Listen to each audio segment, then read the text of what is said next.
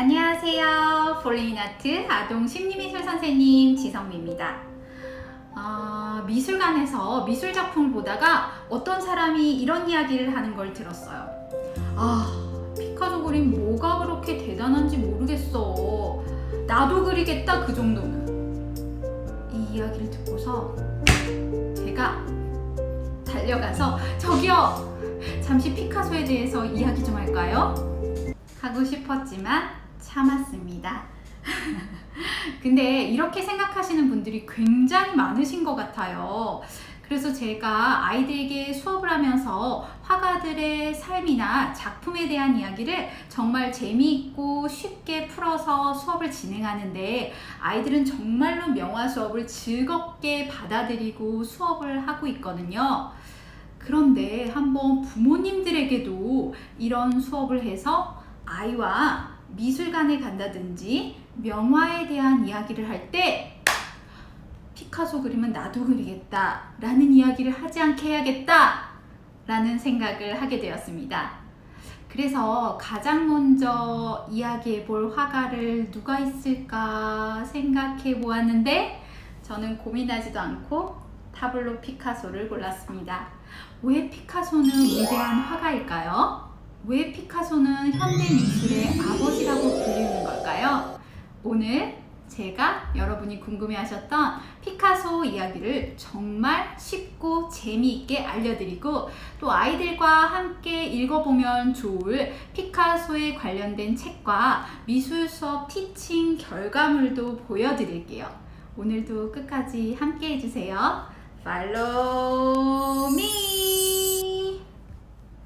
피카소는 왜 현대미술의 아버지라고 불릴까요? 서양 미술사에서 미술이라는 것은 보이는 것을 똑같이 구현해내는 거, 재현해내는 거, 얼마만큼 누가 사실적으로 표현하느냐가 중요한 관건이었습니다. 하지만 1900년대 초인 사진기가 발명되면서 피카소는 고민에 빠지게 되죠. 사진기가 나왔는데 우리 화가들이 굳이 똑같이 그려낼 필요가 있을까? 라는 생각을 하게 됩니다. 거기에서 피카소가 영감을 얻어서 보이지 않는 것, 내가 느끼는 것, 내가 느끼는 감정, 그리고 내가 이야기하고 싶은 것, 이런 것들을 한번 그려보자 라는 생각을 하게 된 거죠. 그러니까 이제까지 피카소가 생각하기 전의 세상은 보이는 것만을 그리는 시기였다면 피카소가 생각하고 나서는 보이지 않는 것을 그리려고 했다는 거죠. 대단한 사건이라고 볼 수 있습니다. 그래서 피카소를 천재라고 부르고 그래서 피카소를 위대한 화가라고 부르며 피카소가 나타나기 이전으로 나누는 것도 그 이유입니다. 이제 피카소가 왜 위대한 인물인지 아셨나요? 여러 화가들 중에서 살아생전에 모든 부와 명예를 얻은 그런 화가인데요. 비교해보면 고흐와 극과 극을 이루는데요. 고흐는 살아생전에 어떠한 부와 명예도 이루지 못하다가 죽고 나서 사후에 굉장히 유명한 화가가 되죠. 하지만 피카소는 92살까지 오랫동안 삶을 살아오면서 20대 초반을 제외하고 30대 초반부터 엄청난 부와 명예 그리고 모든 그런 자기가 누릴 수 있는 모든 것들을 다 누리고 죽게 됩니다. 살아생전에 누렸던 부와 명예를 죽고 나서도 지금까지도 누리는 피카소, 대단한 화가이면 틀리면 좋을 것 같아요. 글밥도 간략하고 그 다음에 아이들이랑 읽기에 굉장히 좋거든요. 그래서 이 책을 간략하게 읽은 후에 더 보충해서 깊이 있게 알고 싶다 그러면 이 책도 추천해드려요. 이 처음에 보여드린 책은 피카소의 그런 어릴 적 모습이라든지 아니면 간략한 글귀와 간략한 그림 등으로 전체적인 피카소의 삶을 한번 훑어주고요.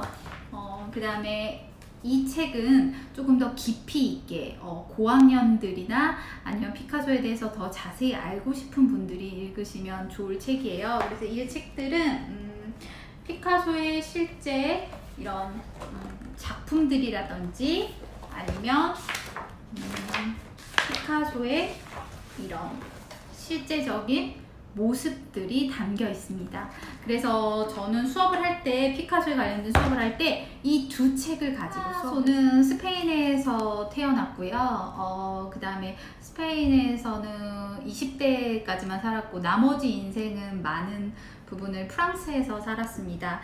그리고 피카소는 아버지가 미술 선생님이셨어요. 그래서 아들의 재능을 일찍부터 아버지가 발견하였고, 그 다음에 외모나 성격이나 이런 것들은 어머니를 많이 닮은 것 같아요. 그래서 피카소의 그런 자서전이나 여러 관련된 책을 보면 이렇게 나와 있어요. 피카소가 말하길, 어머니는 내게 말씀하시길, 네가 군인이 된다면 장군이 될 것이고 성직자가 된다면 교황이 될 거다. 하지만 난 화가가 되었고 결국에 피카소가 되었다. 라는 이야기를 남겼는데요. 이만큼 피카소는 굉장히 자존감도 높고 열정과 자신감이 넘치고, 뭐 그런 심리학 분석자들이 얘기할 때도 워낙 피카소가 유명한 바람둥이였잖아요. 그래서 나르시스트 그런 대표적인 인물로 피카소를 하더라고요. 그럴 정도로 피카소가 자존감이 높고 자유분방하고 뭔가 자신감이 넘치는 데는 어머니의 영향도 있었던 것 같아요. 그래서 피카소는 유명세도 높았던 만큼 여자들과의 그런 관계도 굉장히 유명했어요. 그래서 저는 항상 아이들하고 수업을 할 때 이렇게 물어봐요. 얘들아, 피카소 같이 여러 명의 여자를 만나는 그런 화가도 있었고, 그 다음에 마티스처럼 한 여자와 결혼했던 화가도 있었어. 너네는 어떤 삶을 살고 싶어? 라고 물어보면 아이들이 대부분 전 마티스요. 저는 여러 명 여자랑 안 만날래요. 막 이러는 아이들이 굉장히 많아요. 그래서 한 번쯤 그런 질문도 해보는 시간을 저는 갖거든요. 그래서 그런 여러 가지 삶의 요소들이나 그 다음에 화가의 스토리가 굉장히 아이들한테는 기억에 남는 것 같아요. 그래서 너무 학문적으로 아이들에게 가르치려고 하지 말고 여러 가지 이야기들을 해주는 게 좋은 방법일 것 같아요. 피카소의 대표 작품인 아비뇽의 처녀들에 대해서 한번 이야기해 볼까요? 나는 그 작품이 왜 유명하고 비싼지 모르겠어 라는 분들이 계실 텐데요.